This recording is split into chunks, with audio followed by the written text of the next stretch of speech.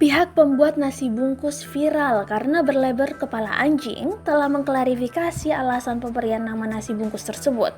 Kabid Humas Polda Metro Jaya Kombes Pol Yusri Yunus mengatakan bahwa bantuan nasi bungkus itu diberikan oleh sebuah komunitas keagamaan di Jakarta Barat. Bantuan makanan itu memang sengaja dibuat oleh komunitas itu untuk membantu warga miskin yang terdampak ekonomi karena wabah virus corona. Kami sudah meminta pembagi nasi bungkus untuk membuat video klarifikasi, kata Yusri dikonfirmasi Minggu 26 April 2020. Hasilnya, dari video yang dibagikan Yusri, seorang pria bernama Andi mengaku sebagai ketua komunitas keagamaan tersebut.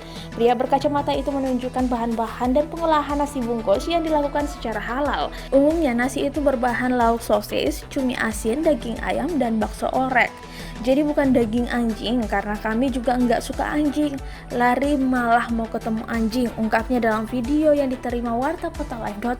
Andi menjelaskan alasan memilih nama anjing tersebut bukan bermaksud melecehkan. Nama itu dimaksudkan dari porsi nasi bungkus yang dianggap lebih besar dari nasi kucing, sehingga porsinya memang tidak terlalu mengenyangkan namun sanggup untuk bertahan hidup.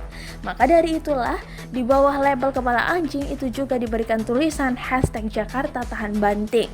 Kedua, karena anjing merupakan binatang yang setia, jadi kami rasa kami perlu setia sama Tuhan dan NKRI yang saat ini kita sedang alami kesusahan bersama-sama. Jadi kami mau saling bantu, jelasnya.